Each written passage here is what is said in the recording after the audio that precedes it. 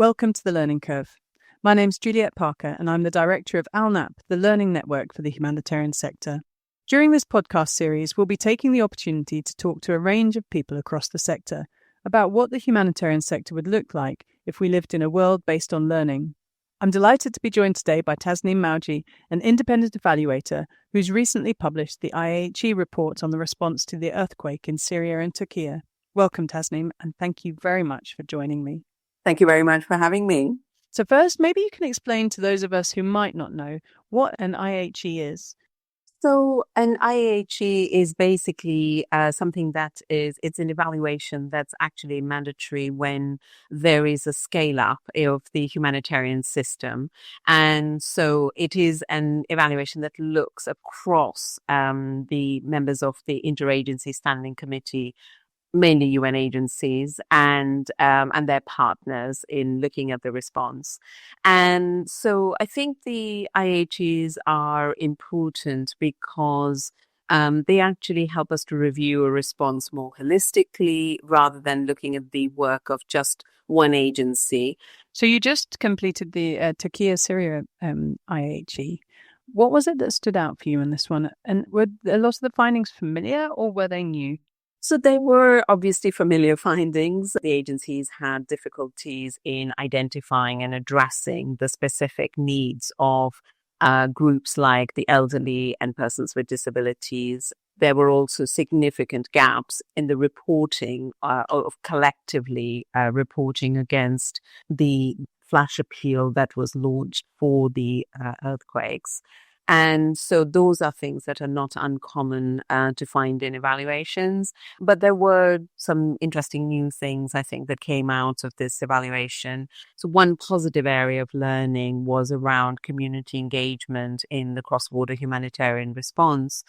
I think it was relevant that the AAP advisor in that response was a Syrian and could communicate directly with communities in Arabic, and shift there in the mechanisms was that it was really about seeing affected people not as just passive recipients of aid, but people who were capable of helping themselves and others, of organizing, and also of actually making some effective decisions about the most appropriate forms of assistance for them.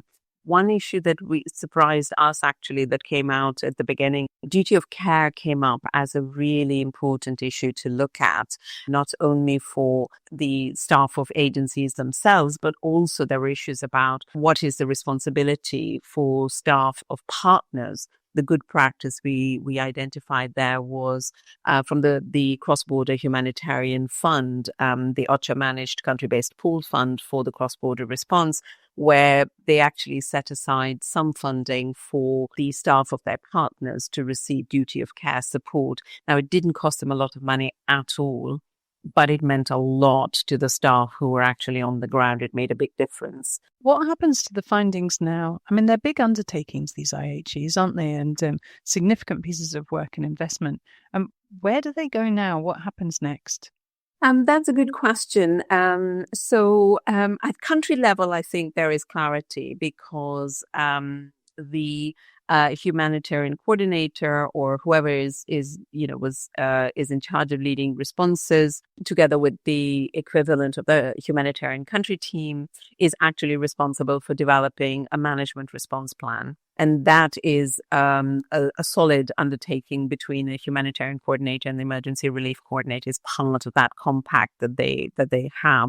The challenge, I think, arises when some of the issues that we raise are not just country or context specific. So, for example, duty of care. Duty of care is not set at the country level.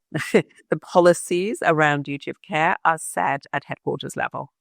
So that is something that needs to be taken up by the Inter-Agency Standing Committee, the IASC. And that is where the challenges, I think, arise more, because getting collective action at that global level is much harder. Over the years, you've done quite a lot of evaluations. And I was also interested, because Turkey, obviously being a developed country, did that make a difference to how the response played out? It did. That's a really good point, I think, because one lesson that really came out for for international humanitarian actors is the strong role of the Turkish government. It was a really massive disaster, and such was the scale that this was the first time that the Turkish government actually requested international search and rescue support. But then once that search and rescue support or that phase of search and rescue was over, they took a very strong role in leading the humanitarian response. And that is something that I think international humanitarian actors have to learn to understand and adapt to. They really need to understand what is a role and a capacity of a government in a middle income country or a developed country. We can't just take a cookie cutter approach and just take our existing systems or structures and then just impose them on these countries. So thinking about like what you saw of the response, one of the things we always say in ALNAP is that the humanitarian sector is rich in learning. There's a wealth of experience and knowledge that predates every response. If the humanitarian sector had based its decisions and actions in responding to the crisis in Syria and Türkiye on the learning that already existed, how do you think things might have played out differently? So the UN agencies in Türkiye would actually have had an emergency preparedness plan in place, which sounds sort of obvious, but wasn't, because the government had obviously, just taken responsibility for responses and been very clear that they didn't need assistance or support. But actually, the emergency preparedness plan, isn't just about supporting the government or the assistance to affected communities. It's also about how do you ensure continuity of your own operations. What are you going to do in terms of duty of care for your own staff? I think the other thing is actually that needs assessments would have been well coordinated and avoided duplication and also burdening communities with multiple assessments. In Turkey, it wasn't actually that bad, but Syria was a real surprise because there'd been an ongoing conflict for 12 years. So how come we still had so much duplication in needs assessments and so on?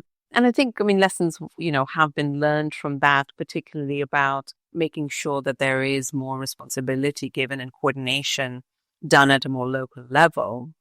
One other thing, again, that we I think might have looked different had we learned lessons is around how do we communicate with communities? And, we still fall into the trap of having one-way communication with communities, having a much more open communication, two-way communication to listen to their concerns, I think would have avoided some tensions that then arose between the Syrian refugee and Turkish communities in Türkiye.